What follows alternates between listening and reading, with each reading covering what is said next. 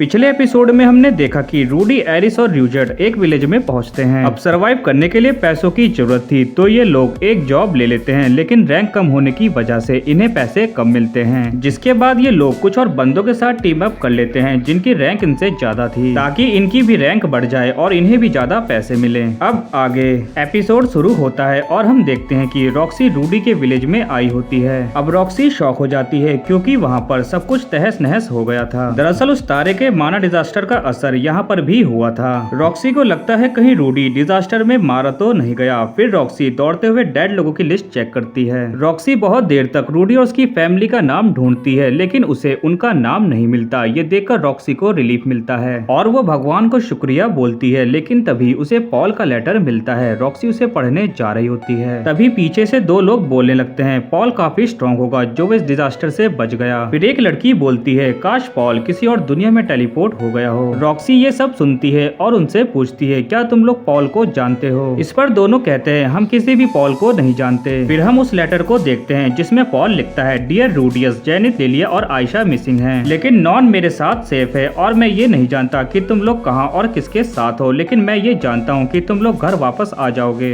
इसलिए पहले मैं उनको ढूंढने जा रहा हूँ और तुमको मैं लास्ट में ढूंढ लूंगा। पॉल आगे लिखता है, मैं जेनिथ को ढूंढने मिलिस कॉन्टिनेंट जा रहा हूँ क्योंकि वही उसका होम टाउन है और वो वहीं पर पैदा हुई थी और जेनिथ की फैमिली अब भी वहीं पर रहती है। मैंने लिली के घर पर भी मैसेज भेज दिया है और मैं चाहता हूँ कि तुम सेंट्रल कॉन्टिनेंट में सर्च करो और अगर वो मिले तो मुझे मैसेज जरूर करना। अब सीन शिफ्ट होता है और हम देखते हैं कि ये लोग एक मॉन्स्टर को ढूंढने जा रहे होते हैं। रूडी बताता है कि अगर हम उस मॉन्स्टर को ढूंढ लेंगे तो हमें आयरन स्क्रैप के 5 पीसेस मिलेंगे और अगर हम उसे मार देंगे तो हमें 2 और आयरन पीस मिलेंगे जो यहाँ की करेंसी है। एरिस इस बात से काफी खुश थी। अब ये लोग एक जंगल में पहुँच जाते हैं जो काफी भयानक लग रहा था। तभी एरिस एक सुअर जैसे आदमी और उन बच्चों को देखती है जो उन्हें पार्टी में इनवाइट कर रहे थे। वो लोग आपस में लड़ रहे थे। रूडी उनके पास जाता है तो उसे पता चलता है कि ये लोग भी मॉन्स्टर को पकड़ने आए हैं और क्योंकि इन्हें सेम काम मिल गया था इसलिए ये आपस में लड़ रहे थे। फिर इन तीनों में रेस लग जाती है कि कौन पहले उस मॉन्स्टर को मारकर रिवॉर्ड लेगा। अब रूडी रेस के लिए तैयार था। रूजेट कहता है, हमें उन बच्चों के पीछे जाना चाहिए क्योंकि वो नहीं जानते कि यहाँ कितने बड़े बड़े खतरे हैं। रूडी इसके लिए मना करता है, लेकिन रूजेट कहता है, क्या हम उन्हें इस जंगल में अपने सामने मरने दें? ये सुनकर रूडी भी तैयार हो जाता है। अब ये लोग उनके पीछे चल देते हैं। तभी उन्हें आगे 2 मॉन्स्टर्स घेर लेते हैं। रूजेट उन्हें बचाने जा रहा था, लेकिन रूडी उसे रोक लेता है। अब रूडी सोचता है कि अगर हम इन्हें लास्ट सेकंड में बचाएंगे तो इससे हमारी और भी ज्यादा तारीफ होगी और अगर इन्हें थोड़ी चोट लग भी जाती है तो मैं अपने हीलिंग मैजिक की मदद से इन्हें ठीक कर दूंगा। रूडी अपने इस प्लान के बारे में सोच ही रहा होता है, तभी उनमें से एक मारा जाता है। रूडी को ये देखकर शॉक लग जाता है। अब रूजेट और एरिस उन्हें बचाने के लिए चल देते हैं। रूजेट स्पाइडर मॉन्स्टर को मारता है और एरिस स्नेक मॉन्स्टर के बीच में से टुकड़े करके उसे मार देती है। अब रूडी उस मरे हुए बच्चे को देख रहा था। रूजेट उससे पूछता है, तुमने मुझे पहले क्यों रोका?